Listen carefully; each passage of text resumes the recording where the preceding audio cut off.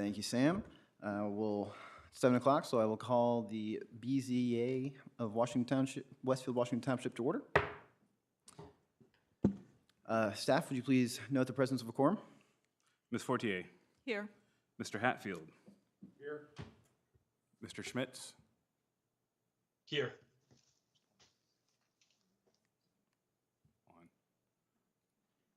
One more time, Dave. I'm here. Okay. Mr. McCarty. Here. Mr. Bowler. Here. We have quorum. Thank you, staff. And just for everyone in the audience, since our president is virtual tonight as vice, I am taking over the duties tonight to run things. So thank you all for being here in attendance. Next, we need to approve the 2023 schedule of BZA meetings. Does anyone have any comments, questions, or concerns? I make a motion that we go ahead and approve those dates for next year. Second. Motion by Bowler and seconded by Janine. Staff, please call the roll. Ms. Fortier. Yes. Mr. Hatfield. Yes. Mr. Schmitz. Yes. Mr. McCarty. Yes. Mr. Bowler. Yes. Motion carries. Thank you. And next up is the approval of minutes for September 13th, 2022. If anyone doesn't have any questions, I'll accept a motion. Make a motion to approve the minutes from September 2022. I'll second it. Motion made by Janine and seconded by Bowler. Staff, please call the roll. Ms. Fortier. Yes. Mr. Hatfield. Yes. Mr. Schmitz. Yes. Mr. McCarty. Yes. Mr. Bowler. Yes. Motion carries. And now if staff would please review the rules and procedures for this evening. Yes, for all petitions, tonight's meeting has the following structure. The department will summarize the petition and describe what action, if any, is necessary to be taken. Then the petitioner will be given up to 15 minutes to present to the board. The president will open a public hearing. Individuals will be given 3 minutes to speak, and those representing a group will be given 5 minutes to speak. Only one member of the group will be given 5 minutes to speak, and for efficiency purposes, we ask that those representing a group speak first. The public hearing will be closed when all interested members of the audience have had a chance to be heard and all emails received during the meeting have been provided to board members. The petitioner will then have a chance to respond to comments. The board will follow with any comments, questions, or concerns regarding the petition. A few comments for BZA members and petitioners. Please do not disrupt the proceedings in any way. If you need to have a private discussion, we ask that you please quietly exit the room. Please silence your devices at this time, but if you must answer them, please quietly exit the room. If you are attending in person and wish to speak in regard to a petition scheduled for a public hearing, once the public hearing is opened by the president, then please approach the podium and write your name and address on the sign-in sheet. If you are not attending in person, comments regarding a petition should be emailed to planners@westfield.in.gov with the petition name or number included in the subject line, and those comments will be forwarded to board members and the petitioner. During your comments, please state your name and address into the microphone for the record, and we ask that you not repeat previously stated comments. Your presentation will be timed, and you'll be advised when there's approximately 30 seconds remaining. We would like to remind everyone to please speak directly into the microphone so your comments can be put onto the record. Thank you. Thank you, Dane. I believe this first item is yours. It is. Meeting members of the board, for the record, Dane Crabtree with the Community Development Department. The item before you this evening is a proposed variance of development standard for 1419 Beacon Way, which is a 0.34 acre parcel in the Beacon Point subdivision, which is zoned SF2 single family low density. The petitioner is requesting a variance to encroach 8 feet into the 30-foot minimum rear yard setback to accommodate a swimming pool and deck. As can be seen on the site plan, the deck of the pool is proposed to encroach slightly into the drainage easement. This has been approved by the Public Works Department as the pool itself would remain outside the easement. This item has been properly noticed and advertised. The department has received no comments. The petitioner, Madison McCall, is present this evening. She does not plan to make a presentation, but is available for questions. Thank you. In lieu of a petitioner presentation, I'll go ahead and start the public hearing at 7:04.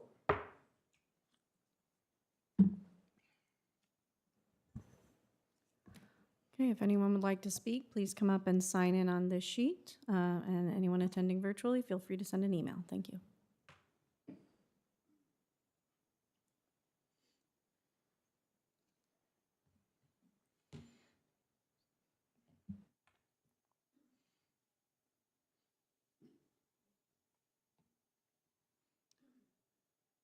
And with that, I'll go ahead and close the public hearing at 7:05. We have no virtual comments and no one signing into the sheet. Thank you, sir. Just for the sake of it, is Madison here? If you could approach, please.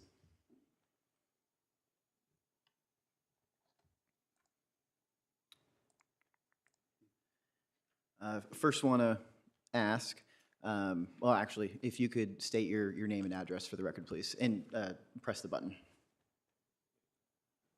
Madison McCall, 1419 Beacon Way, Carmel, 46032. Thank you. There are two recommended conditions with this. Have you been made aware of what they are? No. Don't worry. So here towards the bottom, the two recommended conditions are just, first off, with you having a visual component to this, the site has to be created in substantial compliance to this plan. So if you make any changes, then you got to check with staff and go through the process and just double check everything. So that's basically all that's saying. And then the second is just recording an acknowledgement with the county. So just want to make sure you're aware of those. Okay. Yeah. And then any fellow members up here or virtual have any comments, questions, or concerns?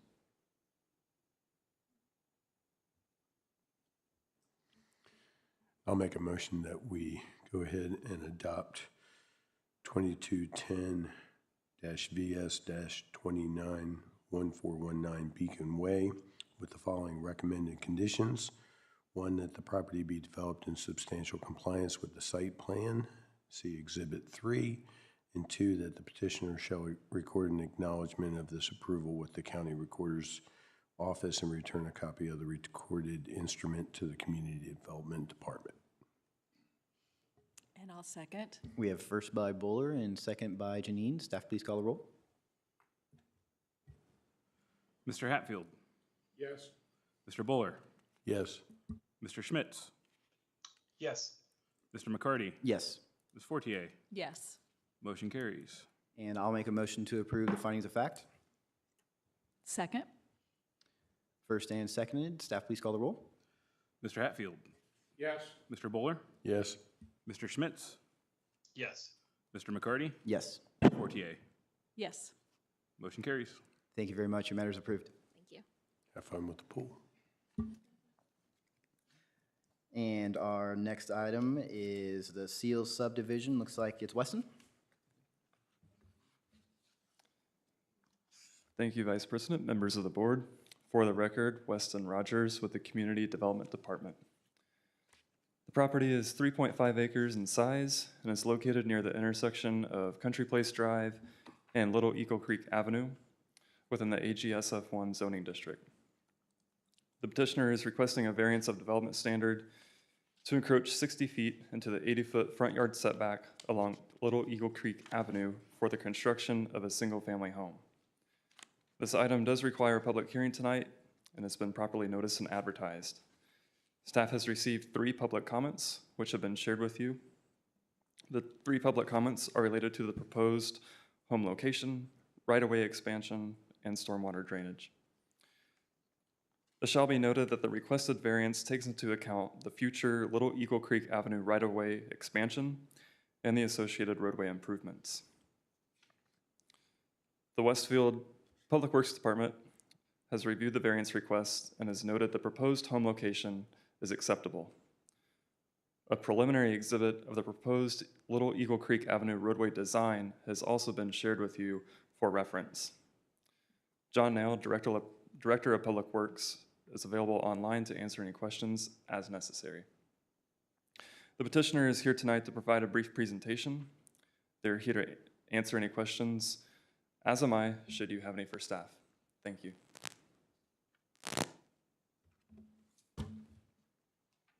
Thank you, Weston.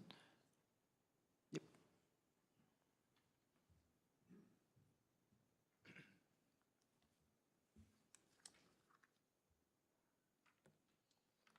Mr. Chairman, members of the board, good evening. For the record, my name is Justin Hayes. I'm an attorney with the law firm of Churchill, and Antrim here in town at 116th North Union Street. and I'm here tonight on behalf of our clients, Earl and Tara Seals.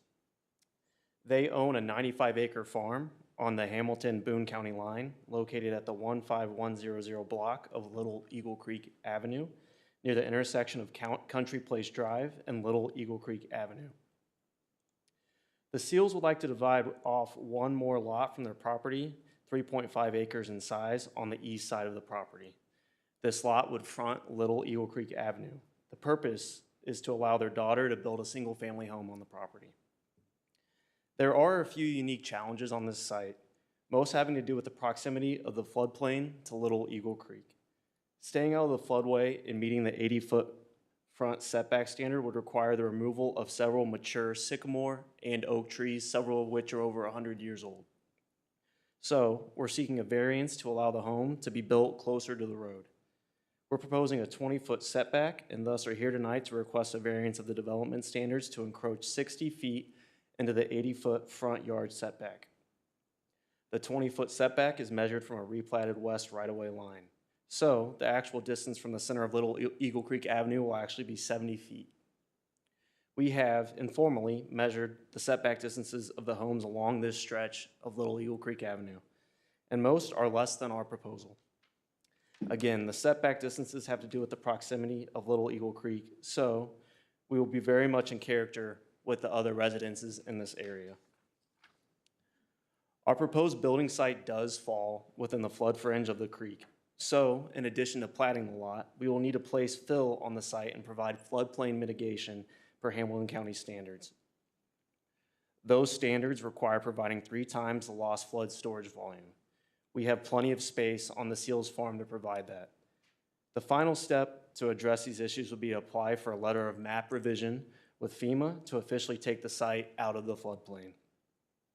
In conclusion, while our setback is pretty straightforward, we wanted to address the other potential issues such as the floodplain and how we plan to address those issues. Thank you for your time and attention tonight, and I'm happy to answer any questions you might have. Just so I know, are the petitioners here tonight, or? They are not. All right, thank you. I will go ahead and start the public hearing at 7:12.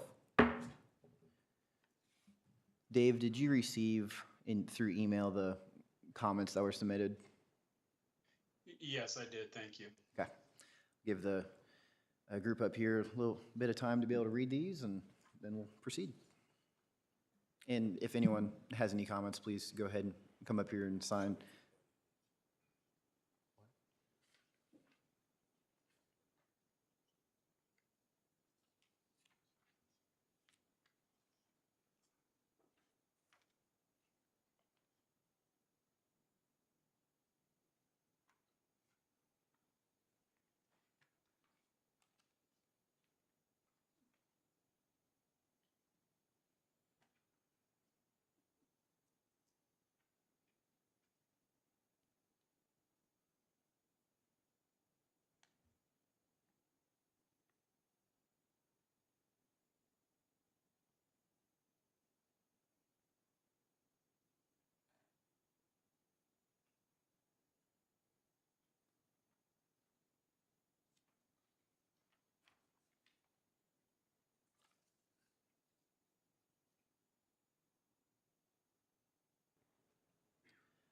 Has everyone had the opportunity to read the comments? If there are no messages, I'll go ahead and close the public hearing at 7:14. Yep, no electronic communication. Go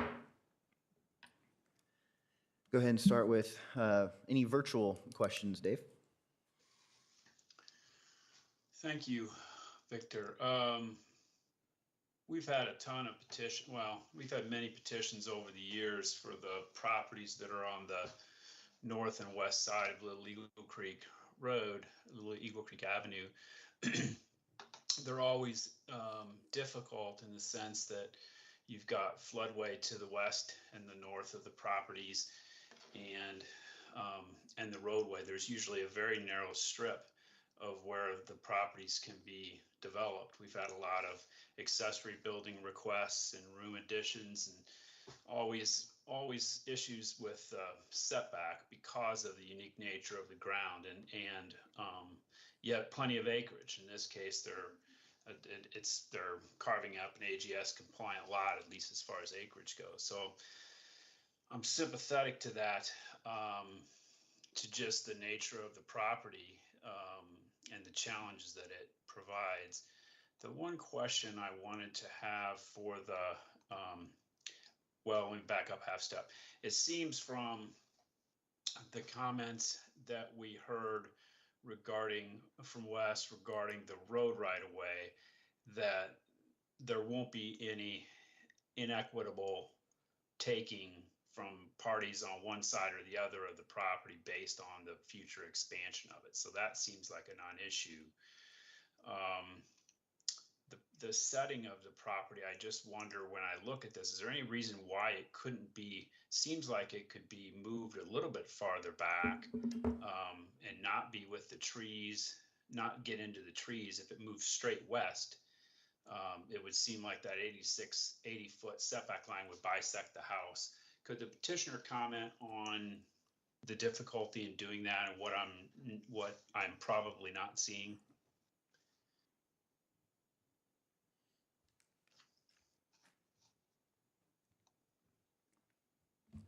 Thank you for your question. As part of the engineering process for this site and coming up with a site plan and the surveying and such, it was determined by Mr. and Mrs. Seals and the engineering firm that they've been working with that the ideal building site for this property is in the plateau, free from the mature trees such as the oak and the sycamore that are around that location. And so that is what prompted the residence needed to be located within the front setback. Are those trees that are on this site plan that's submitted, are those the only ones that are around, or are there other trees in this section that you're trying to avoid to cut down? As far as I'm aware, I think those are the main trees that are the concern there. I mean, this looks like it's quite a bit away from, the site plan looks like the house is quite a bit away from those mature trees. And that moving it straight back, as Dave said, you know, wouldn't particularly hurt the trees at all. Are there any topographical issues that we don't know about, that we can't see from an aerial view? Thank you for your question. Not that I'm aware of, I just know that from the Seals is the nature of the property, and they've lived there for quite some time, and engineering, that was the location that they determined was the best spot for the property and the scope of the trees and kind of with the nature of the property, how it's topographically structured, as you said. So that was just the determination based on, you know, their experience with the property and their work with the engineering. I think there may be some confusion based on the map. I mean, this is the site we're looking at here that's full of trees. If you're looking at the map here, we're talking, which delineates the floodway line, but not the flood fringe line with text on the map. So if we actually go to the layer on the flood zone here, this is the floodway that's delineated on the map. This is the flood fringe that you see in blue, and the house is being proposed right here, which even though it's not delineated in text, this is the flood fringe right here. So it is going about as far back as you can to not get into the flood fringe. But he said that they were going to petition FEMA to move the floodplain or just the fringe. Yeah, so it sounds like what they intend to do is they do still intend to build up the property more, and for a couple things with that, as he mentioned, he'd be going through the county surveyor's office. So anytime you fill in an area of the floodplain, you need to mitigate that by creating more floodplain on the same lot. So after that is done, they can petition to FEMA to do a couple of different things. One would be based on just the new structure alone, by taking the elevation points of that structure and just doing a structural map amendment that simply takes the structure out of the floodplain. The other more intensive one would be to actually resurvey the property and do a map revision that would redraw those floodplain lines. So there's a couple different ways you can go about that. Most people do the structural removal because it really removes the flood insurance requirement, which is the big deal for people, just showing that the house is elevated properly. So yeah, so that's what they would be doing as far as where it is in the floodplain line, though. I don't know if Justin can help with that a little more. Where are the trees? Are the trees to the south of that, or are they to the north of it? The trees that they're trying to protect. Go back to that one. Yeah. I mean, unless Those are the ones? Justin can tell me otherwise, I'm not sure why those trees are there. The entire site's covered in trees. Right. Yeah, I'm not quite sure a reason why, otherwise why the trees are there, but I think as the map's showing the location of where the property is being built, those are the trees they're trying to protect.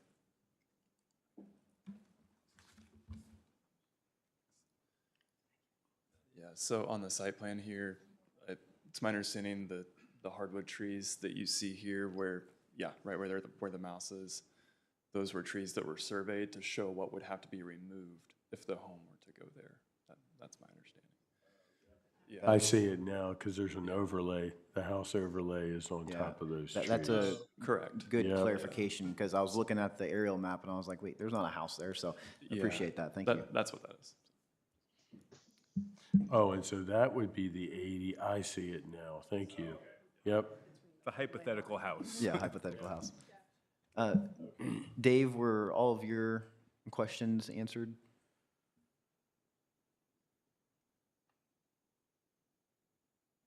I think you're muted, Dave. I also have a couple comments. John Nail, our Director of Public Works, wanted me to let you know that there's also a 6 to 8 foot drop just west of the proposed house. So topographically, the proposed location does make the most sense. Thank you, Mr. I'm Nail. on the call, Pam, but I was just kind of texting, so I didn't want to interrupt. Appreciate you. Okay, that makes perfect sense, the topo, and then with the fringe line, I think if I understood Dane correctly, the line that's kind of bisecting the residence as it's proposed, right by between the P and the R and proposed, that line, obviously, you're not going to want to move any farther back, so, and I think that I could be wrong, but it sure seems like the stuff that we've done along, most of them been a little bit farther north, have had similar setback situations to this. Not for new construction, a completely new residence, granted, but we certainly have had projects of various different kinds that are fairly close, that are needing relief from that 80-foot setback. That's all I have. Thanks. And we've, according to that comment, we have just a basic exhibit prepared that does show similar setback lines of reduced distance. If that would be helpful to review as well, we can also submit those. I know this is one thing on what we were showing earlier. This is the existing house on the parcel to the south. So there is some context there. Are there any further questions by folks up here? Dane, you mentioned that house to the south. Is that the 100-year-old house that people have talked about, or is it different? You got me. I don't know. Wes, do you know anything? And that house to the south does appear to have a very comparable setback to this, it looks like, right? Yeah, I'm assuming that you're referencing one of the public comments that referenced a home. I can't definitively say which home in particular that comment was in regards to. Actually, now that I think about it, they talked about 10-foot setback, so I don't think it's that one at all. So anyway, thank you. Any further questions, comments, concerns?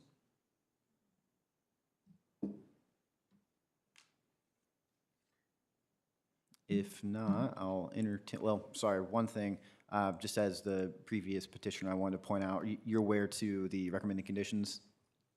Yes, that's correct. Awesome, thank you. So with that, I'll entertain a motion.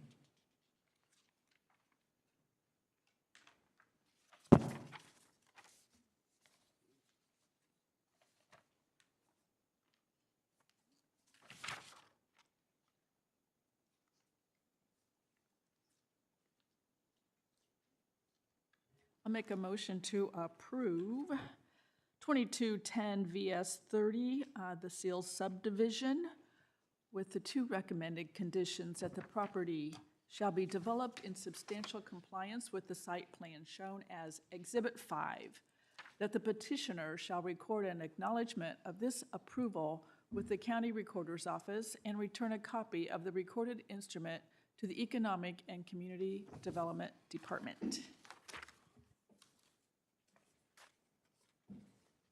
I'll second.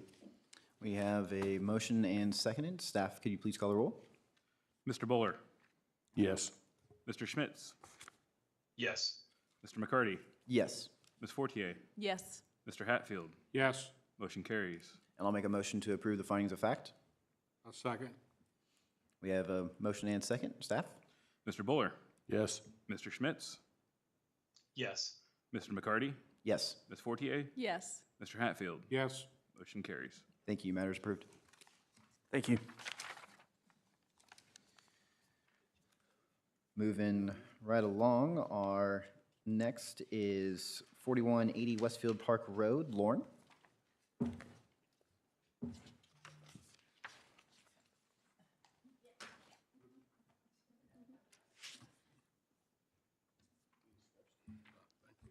So glad I could provide some comic relief tonight. So yes, for the record, my name is Lauren Gillingham with the Community Development Department. The project before you this evening is a request for two variances of development standard to permit accessory buildings within an established front yard and to waive architectural standards for accessory buildings. The requested variances will allow the construction of two maintenance and/or dirt storage buildings on the Washington Park Cemetery site. There is an existing accessory structure on the site which was legally permitted under a previous ordinance. Both proposed accessory structures will be located behind that building and will match it in color and materials. The public hearing has been properly noticed and advertised. Staff has received one public comment, which I just passed out to you. The applicant is here and will provide a brief presentation about the details. We'll both be available for questions. Thank you. Thank you.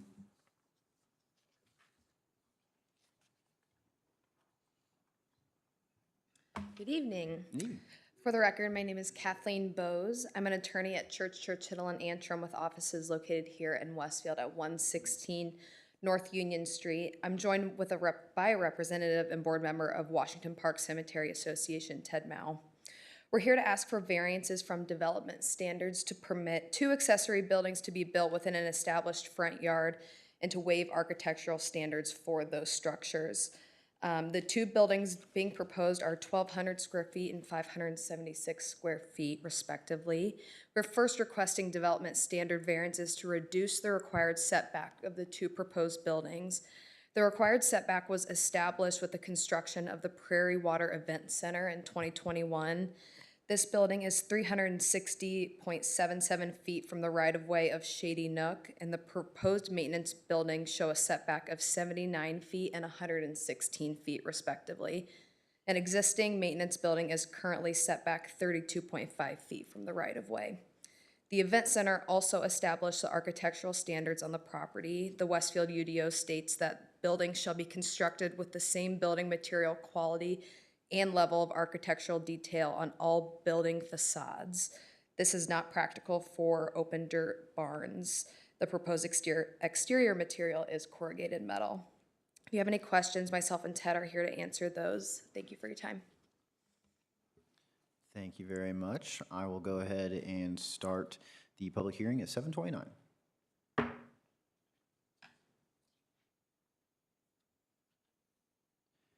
Dave, did you receive the comment?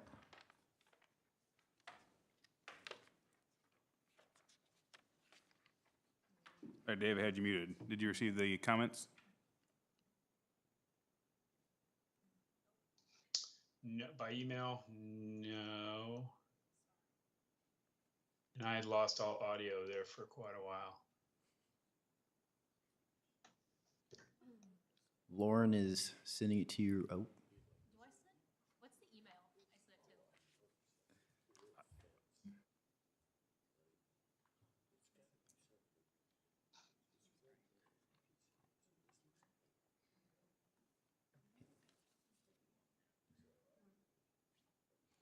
Lauren is emailing you the comment. Sorry about that. You're fine. Great, thank you.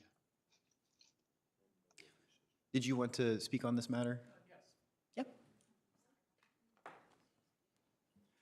Hi, my name is Mark Burns. I live at 17853 Free Spirit Way in Westfield. And my property is one of the new construction in that subdivision. Probably right there, I think. I am just to the, I guess, northwest of the existing building and the planned site as well. And my concern is just the, I think there are standards in the community. I'm new to the community, so I apologize. But I think there were some standards about landscaping and trees and so on and so forth. There is absolutely no landscaping on the back of this existing building. It looks from the proposal that I saw that doesn't show any additional landscaping. And it's not particularly attractive, I'm sorry, it just isn't. Yeah, and we have such strict standards in our HOA. I mean, I can't even let a weed grow in my lawn without getting a note from the board. And I'm sorry, I just happen to know farmers that have better looking buildings than this. So, you know, I'm not opposed to the construction. It's just that if we could make it as attractive as possible, seeing as how this is now abutting up against a residential area. Thank you. Thank you.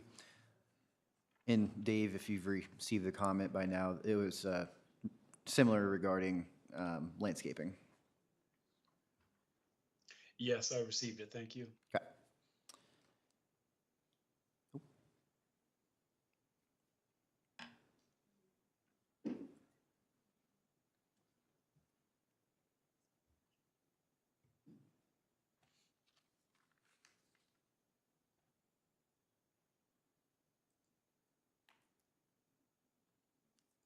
I have a similar situation. I'm on Tarpon Bay Drive, the second house, Could you state your Right there. name and address for the record, please? second house on the right there. And they've made an attempt to cover up their building. Oh, sorry, Keith Bell, 4109 Tarpon Bay Drive. And as you can see, they've made an attempt to cover up the building from the mausoleum and the rest of the cemetery, but none for the rest of us. So that would be my concern, would be the landscaping as well. Thank you.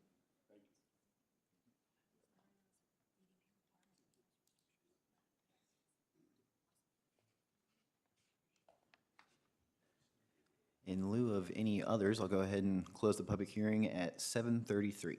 If you'd like to respond? The whole intention of these storage barns, maintenance buildings, is to screen what would have already been an unscreened use. Right now, being a cemetery, we could, you know, pile the dirt without being shielded in a barn, and we just are hoping to make that be a kind of a better hiding spot for that dirt to make it look nice. I also spoke with Ted right before this meeting discussing wanting to make it look good and presentable, and I think that is ultimately going to be in our plan. You came to answer my question, but I think I'll go ahead and ask you anyway. They called it dirt buildings or something like that. So do they put the dirt in there? Is that the idea? So Yes. Rather than just have big mounds of dirt piled Correct. everywhere, they go inside of this building. Correct. So there's equipment going in and out of there. And Yeah, so instead of it being like big dirt piles on the property, that'll be hidden in these structures. okay, and then there's probably a dirt floor. Is that correct? Not concrete? I believe it'll be cement. Yeah. Concrete. Okay. Thank you. That's Yeah. all I had. Okay. And then from a process and landscaping standpoint, so since this is this is zoned AGSF1. Okay, but it is a non-residential use in AGSF1, so this would be going through a development plan review for a development plan amendment for the accessory structures. So at that point, we would be reviewing any landscaping requirements. Depending on the length of the facades, there could be foundation planting requirements. And then the improved areas of the property could have potentially buffering or street frontage requirements, though those may have been dealt with previously when the event center went through. So we'd have to look back at the history of that, see if there were any other approvals regarding landscaping. Dave, want to go ahead and ask you if you have any comments or questions? Pam was just on track with what I was going to ask about, is whether there is any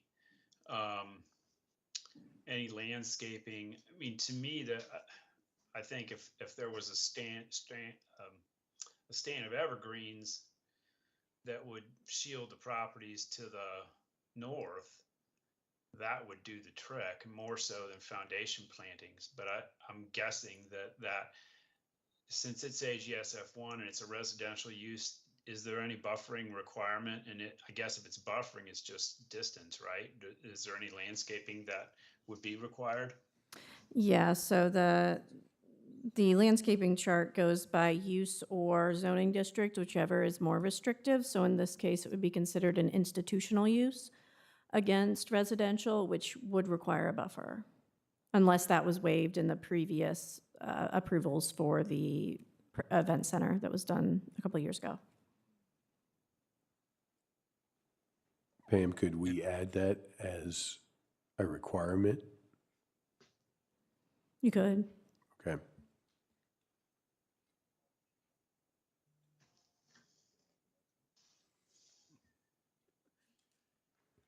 Additional comments, Dave? Well, I'm just trying to think of a way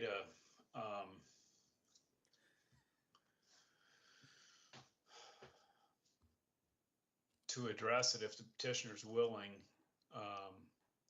Because I think the hot button is really is shielding those to the north with some landscaping. I think I certainly understand the need to have the buildings, and that part's a reasonable request, but they aren't the most architecturally creative buildings ever, and I guess I understand why. But the cost of that is, with sensitivity to the neighboring subdivision, I'd like to see some evergreens running east-west north of those three buildings that would be effective in somewhat hiding those as the years go by and the trees grow. And I guess we don't know for sure that it gets caught in the plan review stage because of what could have been done when the buildings were taken through before. So I guess I'd be interested in whether the petitioner's council would entertain, the petitioner would entertain what I'm discussing with what I'm mentioning with evergreen trees along the north side. I think that's something we're willing to entertain, yeah. How tall are these buildings? The elevations didn't particularly show. Ted, do you have an idea?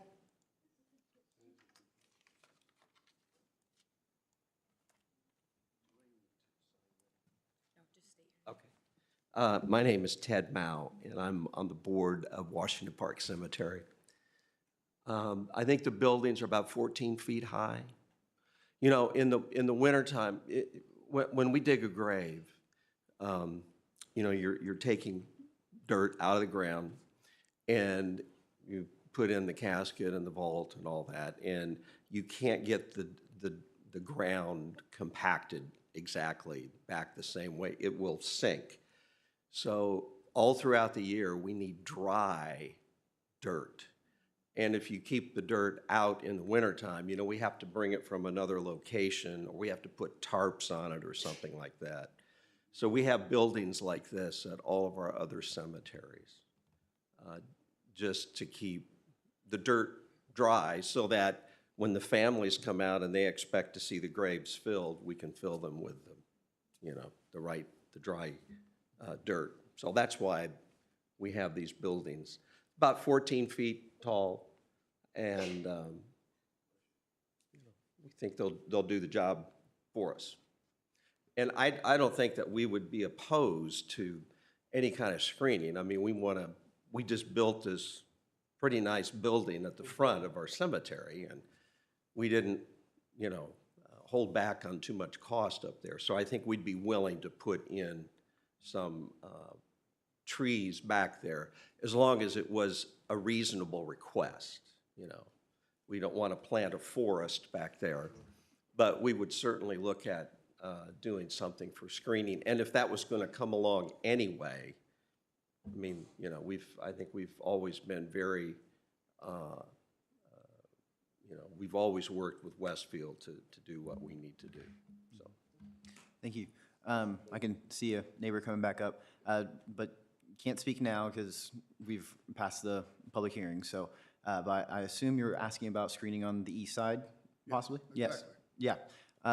So with that, staff, with the motion, considering that they have to go through the process and adhere to landscaping requirements that are already established, what is something that we could do, have to do, not have to do in regarding buffering on the north as well as the east side? Well, I'll first ask John Nail, Shady Nook Road, as you can see it, the west side of Shady Nook, do you anticipate any additional right-of-way being acquired along Shady Nook than what exists today? Not beyond what exists today. Okay. And then, provided there's no drainage easements or anything that run adjacent to that, it could be possible that trees would be able to be planted on the east side of that existing building as well.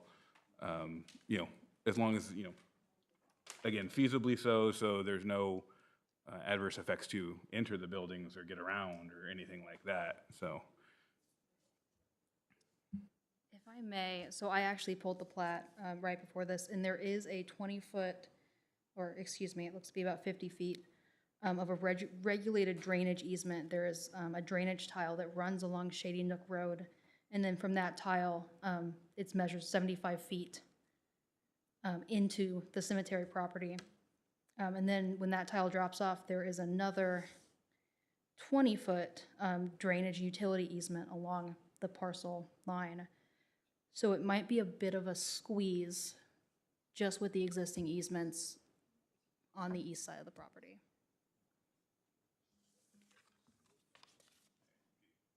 Right here, at least on the map, you can see where the drainage easement is. I don't know if it goes any further north or anything, but I mean, if there's a motion to, add landscaping with the ability to have the purview by the Public Works Department or the Director of Community Development basically sign off on a finalized landscape plan, making sure that, it's screened as well as possible outside of easements and things like that, I think that would work.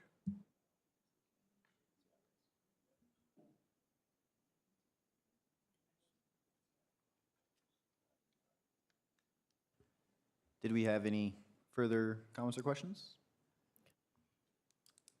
Yeah, and just to clarify, I found their Plan Commission approval from 2020, and there should already be screening all up Shady Nook, including mounding. So if it looks like you can see some clusters there, if that's not there, then it will definitely get done with this one. We will make sure of it. Okay, thank you. So with that, because I just don't want to do anything unnecessary, should we go ahead and add anything to the motion, or just allow staff to take care of it? Yeah, just to clarify, there would not be mounding. I'm sorry, that if it were industrial or residential, it would require mounding, but there should be groups of plantings. If they're not there, they would be installed. It looks like there was a determination that there wasn't one required along the north last time it was done. We probably wouldn't have made the same determination this year based on more recent determinations. So I would maybe suggest if you want plantings to the north, including some sort of condition about those at least. Okay, perfect. And Pam, would those plantings typically be, if they're buffering, wouldn't it be around the perimeter of the property? Because in this case, it would seem be more efficient and less costly to the applicant if the screening was done right there where the mouse is on the north side of the buildings along whatever that is. Is that a creek there where the cursor is right now? Looks like a drain or something. Or legal drain or? Mhm. I was wondering if we're getting into an issue with that too. Yeah, No, I believe that piece was farmed. yeah, or it could just be a natural looking line from where the end of the farming was. But yeah, I don't see an issue with that. That would be something that would not normally be required other than the foundation plantings against the building. So if that's the desire, I would definitely include it in the condition to include plantings directly north of the building.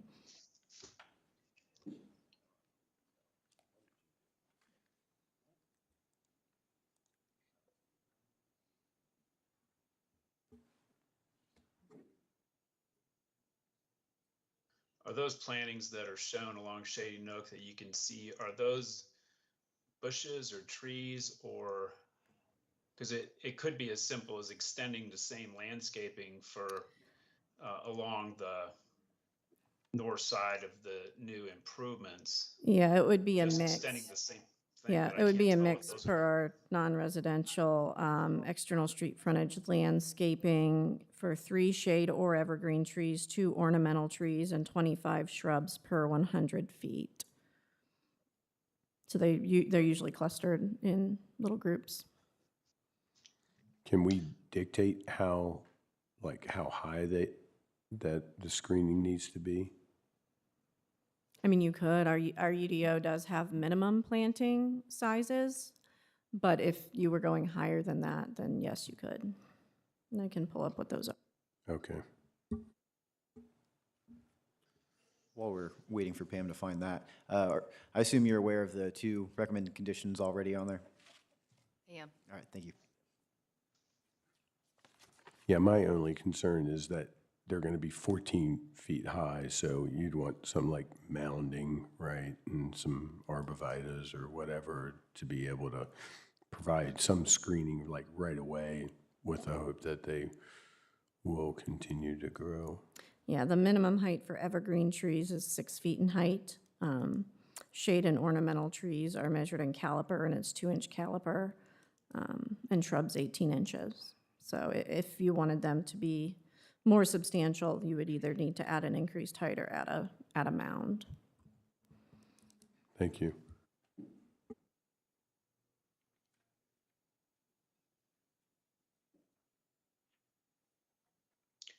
Pam, do you think there's are you comfortable with us deferring in the motion, just conditioned upon landscaping with evergreen trees across the north side of the building at the discretion of the commissioner? Or some kind of broad, I mean, obviously we don't like to have those kind of conditions that are broadly worded and leave themselves open to interpretation, but is there something like that you're comfortable in this setting? I think we've done that before. The only caveat I would give is that if there is an expectation for an increased height, that be stated in the motion, because otherwise we would just look at a number. You can generally do something like a staggered row. When you get to trying to achieve full coverage, the issue with that is we're trying to think about full coverage now versus full coverage at maturity. We don't want to have the trees choke each other out, so. Yeah, I don't have a problem so much with the height as much as, and it's just going to break it up a little bit to have the trees there. And granted, it's going to take a while for them to completely thicken up and get that height. But even from the inception, it's going to break it up visibility wise from the north. So I'm comfortable without having additional mounding and not trying to, you're not going to achieve full blockage from the start. So I'm comfortable without that personally.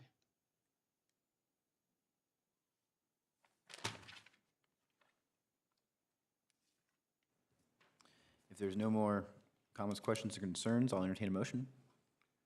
I make a motion that we approve petition number 2210-VS-31 at 4180 Westfield Road under the following conditions. One, that the variances shall be valid for 2 accessory structures in substantial compliance with the site plan Exhibit 3 and the building elevations Exhibit 4. 2, that the buildings be landscaped, including the existing building, under purview of the Department of Public Works and the Commissioner along the north side of the existing building and the new buildings with evergreen trees of minimum height. And 3, that the petitioner shall record an acknowledgement of this approval with the County Recorder's Office and return a copy of the recorded instrument to the Community Development Department. I'll second. Motioned and seconded. Staff? Mr. McCarty? Yes. Ms. Fortier? Yes. Mr. Hatfield? Yes. Mr. Bowler? Yes. Mr. Schmitz? Yes. Motion carries. And I'll make a motion to approve the findings of fact. I'll I second. Go ahead. Janine? I'll second. Staff? Mr. McCarty? Yes. Ms. Fortier? Yes. Mr. Hatfield? Yes. Mr. Bowler? Yes. Mr. Schmitz? Yes. Motion carries. Thank you very much. Your matter is approved. Thank you. Yes, good job. Moving right along. 211 Park Street, Scott Wolf. Pam? Yes, thank you, and good evening, members of the board. Pam Howard with the Community Development Department. We do have 3 related variances that we are going to present and have heard and voted on each separately. So we'll start with the first, which is 2210 VS 32. So before you this evening, I have a proposed variance from the floodplain overlay district standards of the UDO to permit addition and an interior remodel to a building in the floodplain with a previous addition or improvement. The property is located at 211 Park Street. It is Zone GB General Business and is also located within the floodplain overlay district. The existing barn on the property was renovated into a restaurant in early 2014 prior to the property's inclusion in the special flood hazard area, also known as the floodplain. New flood insurance rate maps were then adopted in November of 2014, which added the area to the floodplain, specifically to the AE flood fringe, which is this yellow area, as opposed to the floodway, which is this hatched area. Buildings in the floodplain are required to meet the building protection requirements of the floodplain overlay district. This includes either elevating or floodproofing the structure to the flood protection grade, which is 2 feet above the base flood elevation, as found in the county's flood insurance study. If an improvement is proposed to an existing structure, we then need to determine whether the improvement is a substantial improvement. This is done by calculating the cost of the improvement and comparing that to the fair market value of the building. In this case, we use the county's assessment to determine market value. Our ordinance also contains a higher optional standard that requires a building with an existing improvement to be brought into compliance with the building protection standards if a second improvement is proposed. This building did have an interior remodel completed in 2015 to finish the upstairs area. This was not a substantial improvement, as the cost of the improvement was about 3% of the building's value at the time. The current improvement is also not a substantial improvement, as the cost of the improvement is 40% of the building's current value. Because the cumulative percentage of the 2 improvements is less than 50% of the current value, we have determined that this is a good case for a variance. This was also discussed with the Indiana Department of Natural Resources, and they agreed that this was an acceptable case to process as a variance. Additionally, there's some new modeling of the Anna Kendall floodplain that was done based on some of the more recent projects in the Anna Kendall floodplain area, including the Grand Junction project in downtown Westfield. This new model does show the area being outside of the special flood hazard area. This model is currently in review by the Department of Natural Resources, and once DNR approves it, it would be submitted to FEMA as a map revision that would revise the entire floodplain shown on this map. So right here is the building that we have in question. And you can see this is the Midland Trail south of here. The Midland is raised high enough that floodwaters would not be able to move north of that. So if that were approved by FEMA, this ordinance would no longer even apply on this lot. But as that's not yet approved, we still have to apply the floodplain ordinance. This item was properly noticed and advertised for a public hearing this evening. We have received no comments at this time. If the board is inclined to approve the request, the department recommends including the conditions and findings outlined in the staff report. I have the petitioner, Scott Wolf, here. He does not plan to make a presentation, but is available for questions if there are any. I am also available for questions, and we do still have Jonathan Nail, Director of Public Works, available virtually if there are any questions about that proposed map amendments or the Grand Junction project. Thank you. Thank you, Pam. And in lieu of presentation, I'll go ahead and start the public hearing at 7:56. And we do not currently have any virtual comments.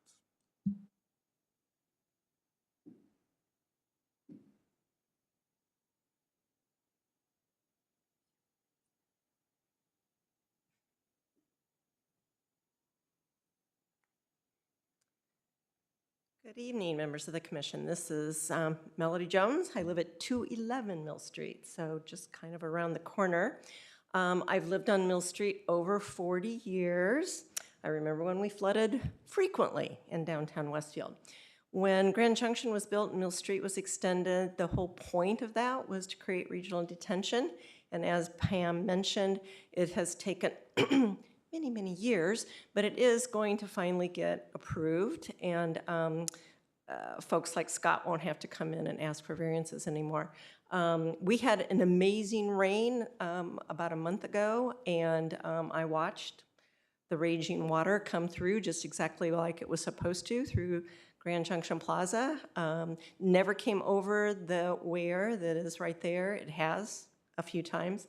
But as I did that, we also walked down the Midland, and water wasn't even close to this property. So as a resident and a frequent user of the restaurants on Park Street, I highly hope that you'll approve this, because then Scott won't have to worry about some other things and can make Nyla's a reality. So I recommend that you approve it. Thank you very much.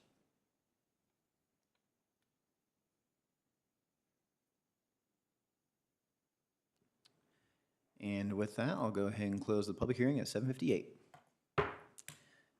I did just want to make one comment before we jump into it. Melanie hit it right in the nose. That's why we invested into our downtown, to allow private investors to be able to come in and really create assets for our community, make a destination downtown. So I just wanted to say thank you for willing to invest in us in that. Are there any comments, questions, concerns from the board? Dave, would you like to start? No? You're good? Okay. Yeah, I'm fine, despite all the regulatory impact and all the confusing nature of this petition. It's all pretty straightforward, and certainly support it. With that, I will make. Well, can I say, sure. ask a question? And maybe I'm jumping the gun too much here, but of these three petitions, it says this will be used as a restaurant or event center. And then the VU 14 is be only as an event center.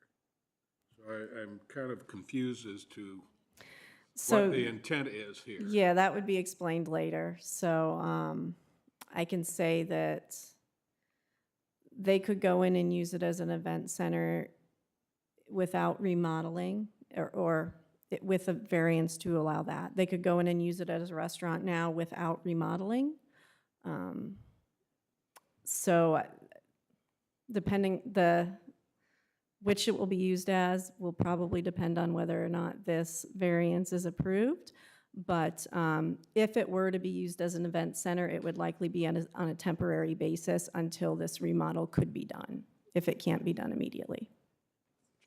Having been in this building, knowing what it looks like on the inside and hearing that you're putting 40% worth of its value in there, I definitely see as this big improvements shown and whatever may be coming down the road here just a little bit. Yeah, using it as either use really, I think would be wonderful for our downtowns though.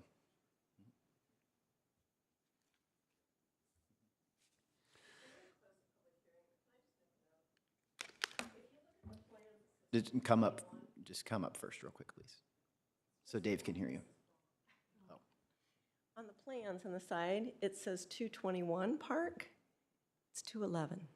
And I noticed that because I'm 211 Mill Street. So just thought it should be on the record. Okay, that's it. Yeah, we'll make sure with the acknowledgement of variance and all that, we have it correct. We do have it as 211 on the agenda, so if the plans are incorrect, yeah, we'll make sure it's permitted for the right address and all of that, so. Good deal. I make a motion to accept 2210-VS-32 211 Park Street with the following recommended conditions of approval. 1, that the variance only applies to the improvements shown on the proposed building addition exhibit. 2, that a permit from IDNR or confirmation that a permit is not required be submitted prior to the issuance of an improvement location permit. And 3, that the petitioner shall record an acknowledgement of this approval with the Hamilton County Recorder's Office and return a copy of the recorded instrument to the Community Development Department. I'll second. Real quick, I forgot to ask, were you aware of the recommended conditions? Yeah. Yes, I was. All right, thank you, sir. Staff, you please call the roll. Mr. McCarty? Yes. Ms. Fortier? Yes. Mr. Hatfield? Yes. Mr. Buller? Yes. Mr. Schmitz? Yes. Motion carries. And I'll make a motion to approve the findings of fact. Second. Staff? Mr. McCarty? Yes. Ms. Fortier? Yes. Mr. Hatfield? Yes. Mr. Buller? Yes. Mr. Schmitz? Yes. Motion carries. All right. Thank you very much. That first matter is approved. We will now move on to also at 211 Park Street. And again, Pam?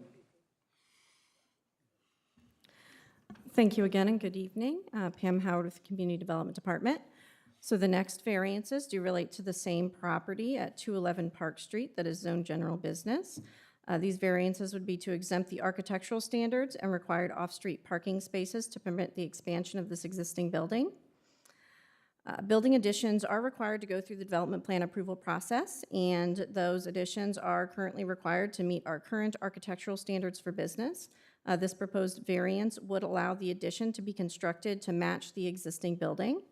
And additionally, when an addition is proposed, off-street parking requirements for the site are recalculated.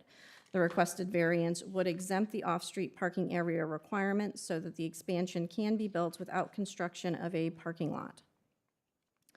This item was again properly noticed and advertised for a public hearing, and we have received no comments. If the board is inclined to approve this request, then the department recommends including the conditions and findings outlined in the staff report. Again, I do have Scott Wolf here. He does not plan to present, but is available for questions. I am also available if you have questions of the department. Thank you. Thank you, Pam. I'll go ahead and open the public hearing at 8:03.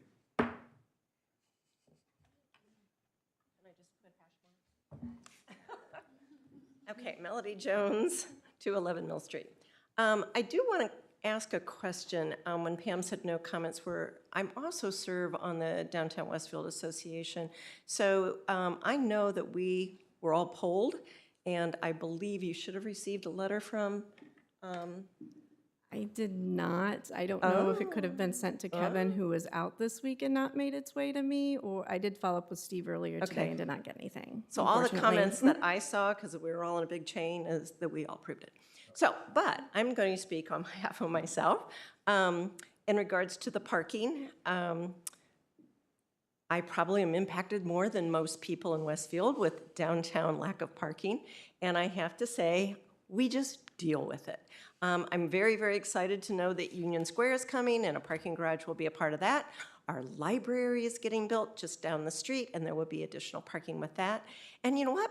people need to walk and ride your bike, and they do. The foot traffic in downtown has increased immensely since Grand Junction Plaza opened up, and I just hope we have more businesses along Park Street, even though there isn't parking currently. Woofie's was always great, had a parking lot, but that's going away. And Nyla's, what used to be the rail, we did not have any more issues with a lack of parking than when all of those businesses were open. So again, I hope you recommend it. Thank you. Thank you, Melanie. With that, I'll go ahead and close the public hearing at 8:05. No virtual comments. Ask a question. Can I ask a question? Do you have any idea how many parking spots there will be? There would be no off-street parking in traditional parking lot, or are you talking about how many parking spots would be with the parking Yes. garages being developed? Okay, right, but, oh, okay, they're taking them away. Okay. Sorry, to clarify, are you asking how many spots the other projects downtown are adding via the parking garage? Okay. No, not the parking garage.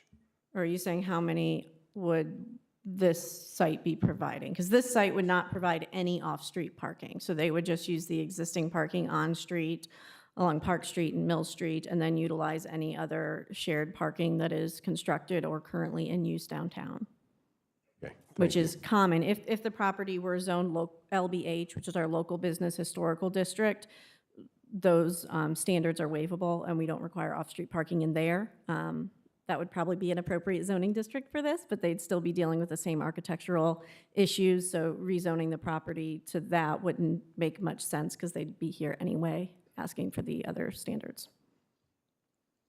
In regards to parking, because there are those just few spaces in front of the building, will you be utilizing, say, that area as a drop-off for like valet or something like Italian House does? Or? Exactly. Okay. So it's Scott Wolf, 15740 East 146th Street, Noblesville. But yeah, so the plan is we actually have the valet for the Italian House. We would utilize that for Nyla's. And we also rent space from George Sandberg in his back parking area. So that's where we actually park all the cars every night, trying to keep it out of the streets. Yeah. So that'll continue. Yeah, awesome. Thank you. I think Thank that's you. beneficial with you owning next door. It's Exactly. Just synergy. It should work, so Yep, perfect. thank you. If there's not any other comments, questions, concerns, entertain a motion. I make a motion to approve, which one was it? 2210 VS 33, 211 Park Street. Oh, let me find, with the following recommendations for approval, that the variance applies to the expansion shown on the proposed building addition exhibit only, that the architecture and materials of the building addition match the existing building at 211 Park Street, and that the petitioner shall record an acknowledgement of this approval with the Hamilton County Recorder's Office and return a copy of the recorded instrument to the Community Development Department. I'll second that. Staff? Mr. Hatfield, Yes. Mr. Buller, Yes. Mr. Schmitz, Yes. Mr. McCarty, Yes. Ms. Fortier. Yes. Motion carries. And I'll make a motion to approve the findings of fact. Second. Oh, giving that one to Bowler, okay. Staff? Mr. Hatfield, Yes. Mr. Buller, Yes. Mr. Schmitz, Yes. Mr. McCarty, Yes. Ms. Fortier. Yes. Motion carries. 2 down, 1 to go. Next up, again, 211 Park Street. Pam? Yes, I believe the petitioner would like to withdraw this request. Easy enough. All right. Do we have to do anything on our end? Nope. Okay. All right, we're good. All right, just acknowledge that 2210-VU-14 211 Park Street has been withdrawn. So Thank you very much. And I just want to say, once again, thank you for investing in Westfield. I know that it's been a long time coming since the first announcement for it, and losing Wolfies, but still keeping you here is awesome. So thank you.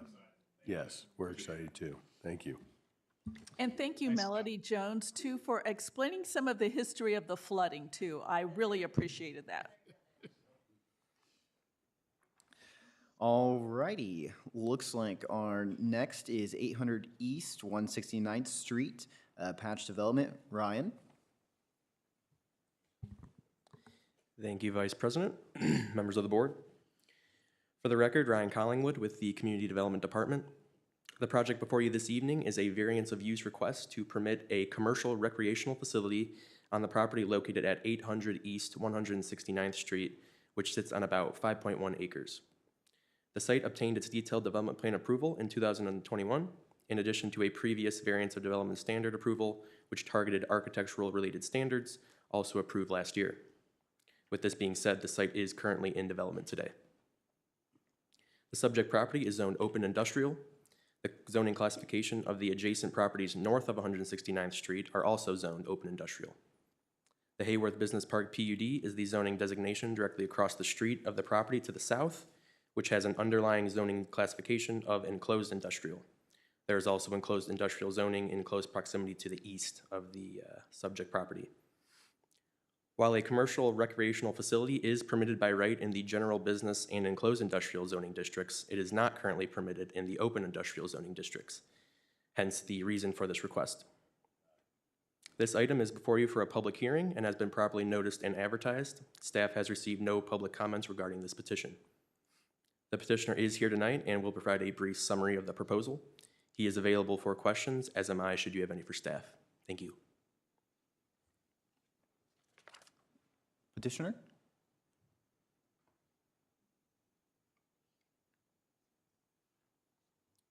Hi there, Pat Chittenden, Patch Development, 400 East, or 400 Alpha Drive, Westfield. I don't know how good of my presentation is going to be, but I can talk about the project a little bit. So this is 5.1 acres that we currently have 2 buildings under construction. They're industrial buildings. We've had quite a bit of interest for them and have a lease on the, those are a little bit old. There's a 36,000 square footer to the west and have a lease with Academy Volleyball. Academy Volleyball has currently been leasing space from Andy Card in the Pacers facility. However, that's been a challenge. The lease is up and it's hard to share space with all the things going on in the basketball facility. So Academy Volleyball would like to locate their facility here. They're one of the largest volleyball clubs in the state, and we'd like to keep them in Westfield. The second building to the east is a 20,000 square footer that's also under construction that we're fielding interest in as well. As you guys, as Ryan said, this is zoned for outdoor storage. Right now, the tenants that we're looking at aren't going to utilize that, so this is a good thing for our community, in my opinion. It also hides some unsightly things from our neighbors in the back of us to the north. So I think this is a good thing for our community and keeping a nice sports use here in our community. There's other sports uses in the area, as we all know, between hockey and round tripper, soccer, et cetera, et cetera. So I'm happy to field any questions. Thank you, sir. I'll go ahead and open the public hearing first at 8:14.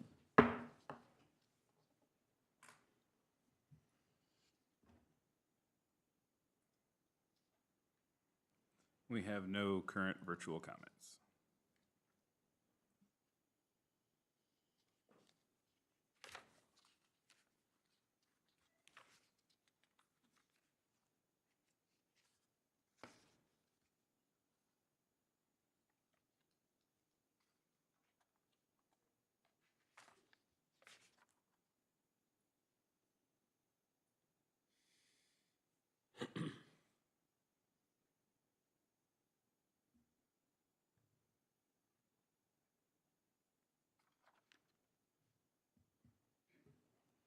And I'll go ahead and close the public hearing at 8:15.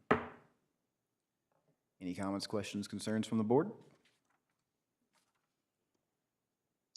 Just to clarify, if Pat could, the activities of the user, the tenant, will be entirely inside. So it's basically just an enclosed use that happens to be a recreational sport that's not permitted there, which is the reason for the variance. But other than that, no, it's not even going to be obvious from anyone on the outside of what's occurring on the property, correct? Correct. Great, thank you. Do I have a motion?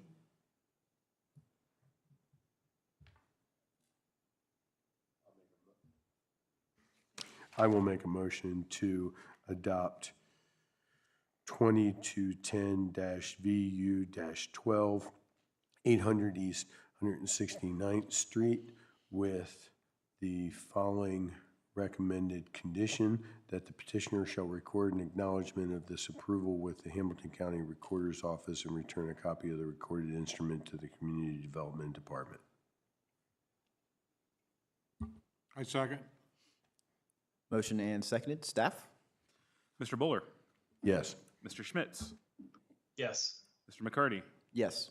Ms. Fortier? Yes. Mr. Hatfield? Yes. Motion carries. And I'll make a motion to approve the findings of fact. Second. Staff? Mr. Bowler? Yes. Mr. Schmitz? Yes. Mr. McCarty? Yes. Ms. Fortier? Yes. And Mr. Hatfield? Yes. Motion carries. Thank you very much. Your matter is approved. Yeah. Good luck. And our last item of this evening, 2728 East 146th Street, Citizens Water. Dane? Yeah. Let me get, no, I don't need this. I'll just look at the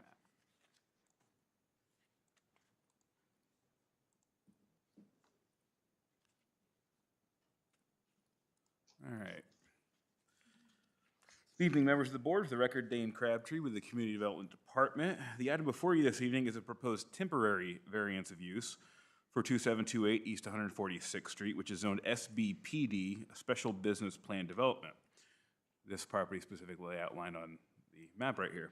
This property currently is home to a Citizens Water Tower, which needs to be refurbished and painted. Atop the water tower exists 2 wireless communication towers, which will need to be temporarily transplanted to the ground during this painting and refurbishing process. Although wireless communication facilities are not permitted in the SBPD district per the UDO, Article 6.20B of the UDO does permit wireless communication facilities in any zoning district where the antennas are to be located upon pre-existing structures or buildings owned or operated by units of government or public utilities. It is the relocation of the antennas to the ground temporarily for which the variance of use request is necessary. So long as they are on the ground and not atop a government or public utility, they are technically in non-compliance. This item has been properly noticed and advertised. The department has received no public comments. Howard Stevenson of Stevenson Legal Group is present this evening to give a brief presentation, after which he will be available for questions. Thank you. Please.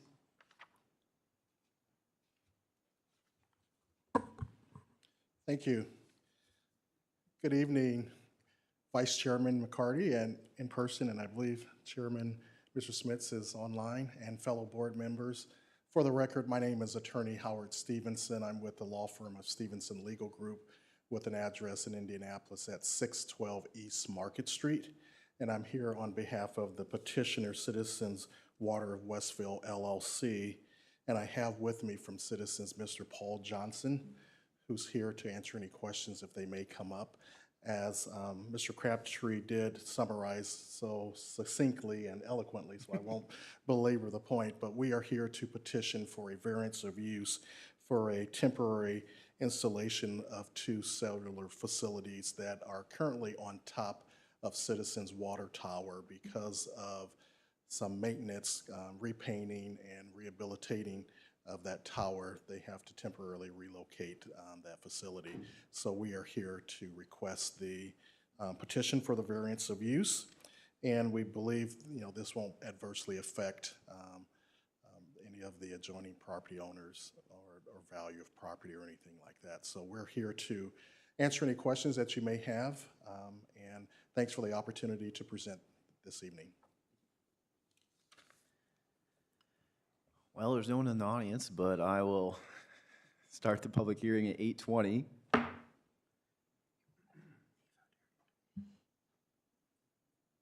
We have no virtual comments either, for now, and probably not later.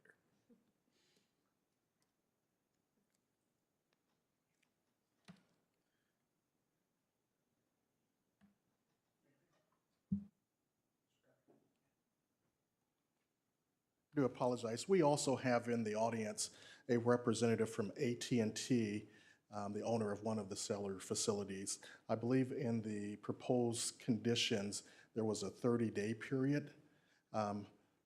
AT&T said they may need 60 days to complete their work, so we would be requesting that. I'll go ahead and close the public hearing at 8:21. And now we'll proceed. Yeah. About how long is it going to take to refurbish the water tower? Well, and that's kind of what my condition, it may be misconstrued a bit. The condition in the staff report just mentions that the ground-mounted communication facility must be removed no more than 30 days from completion of the painting and rehabilitation, not the length of time period itself that it is on the ground. Just so, like, once you're done, then you have 30 days to remove it. If that's what the condition was, if that's yes, please. My name is Steve Carr, 2894 Aldersgate Drive, Greenwood, Indiana, 46143. 30 days in our world is a very short window, especially dealing with, in today's world, supply chain issues we were having across our whole network. So we just want to be safe rather than sorry and request the 60 days, knowing that we want to do everything in our power to reestablish, because with the antenna and the location we're going, some of our service is going to be blocked, which is going to cause a major problem for the community. So we're doing everything we can, but just so we don't have somebody coming down on us saying 30 days is up, shut it off, get out of here. So that's why I'm bringing it up. And certainly that's something I had Okay, just come up with. in question of doing this, okay, when does Westfield or Citizens plan to do this refurbishment? I'm Paul Johnson with Citizens Energy Group, 2150 Dr. Martin Luther King Jr. Drive, Indianapolis, Indiana. We plan to start October 1st. Obviously, that didn't happen. So as soon as they can remove their equipment, we will mobilize in to start the structural repairs and then the painting. We have to be done by April 1st. That is our target date. Okay, so this could be basically 6-7 months on the ground? It'll be at 9 months? a minimum 6 months, yes. Minimum 6 months? And then he's gonna need 60 days to, once we tell him we're good for him to remount the equipment. We gonna have 6G by then or something?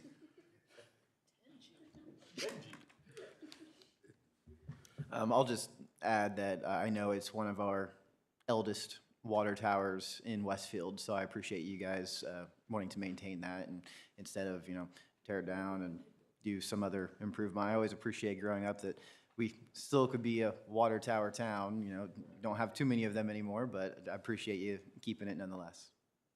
And just as a point of also clarity, this standard about the 30 days was literally just something we had conjured up. So 60 days certainly is especially with potentially poor weather conditions in the winter, is certainly a conceivable request too. Thank you, Dane. Dave, do you have any questions? No questions. With Noble's clarification on the timing and the 60-day request seems very reasonable, so I'm supportive of what we see. Thank you, sir. With that, do I have a motion?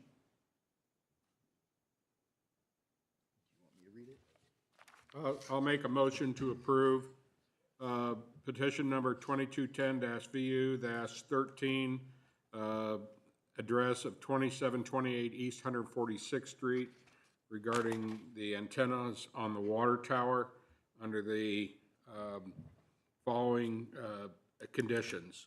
One, that the number of wireless communications facilities permitted to be ground-mounted shall be limited to 2, and 2, any ground-mounted wireless communication facilities on the property must be placed upon a pre-existing structure or building owned or operating by a unit of the government or public utility no more than 60 days from the completion of the painting and rehabilitation of the water tank on the property.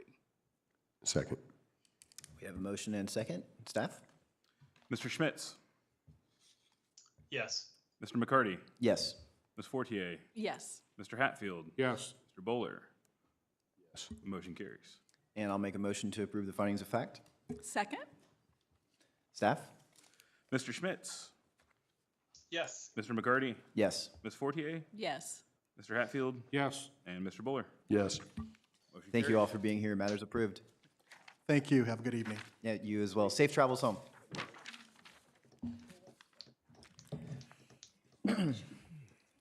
So now I just want to make a note that an item has been administratively dismissed, 2202-VU-02, 2907 West State Road 32. I believe that was the car lot, so that we will not be seeing that back.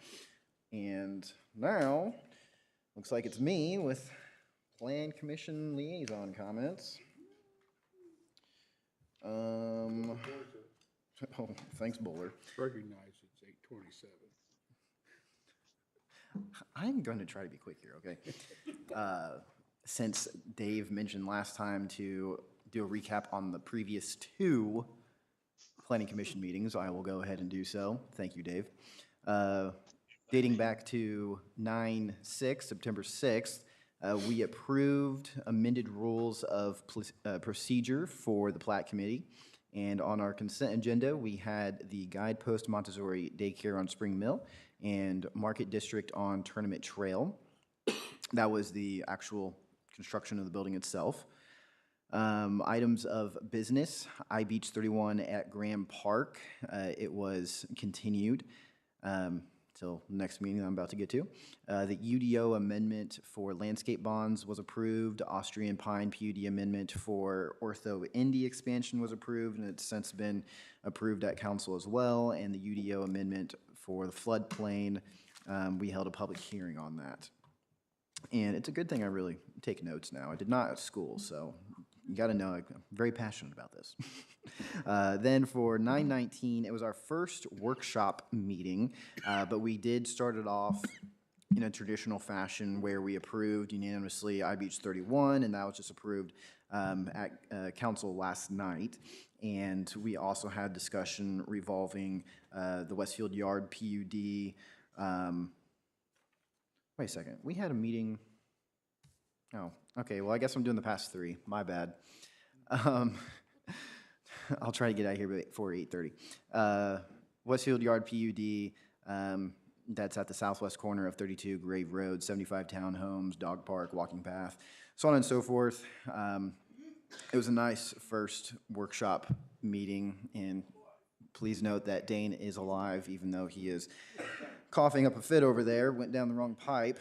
And at our last meeting, 10/3, on our consent agenda, we had Corporate Village at Bridgewater, pretty much the same construction as what else is in the Corporate Village.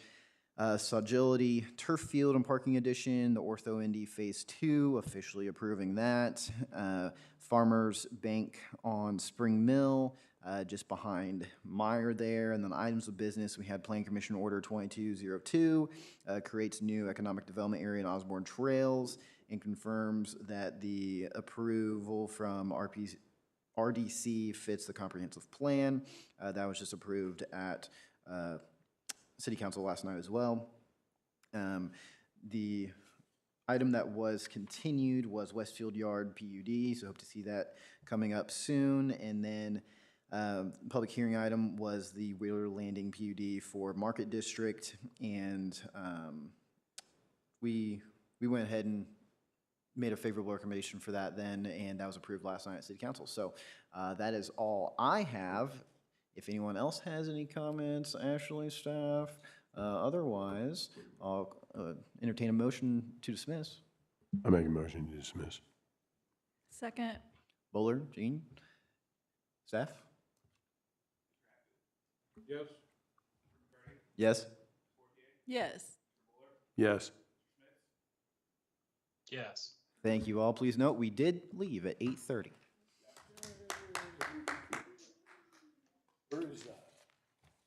See you, Dave.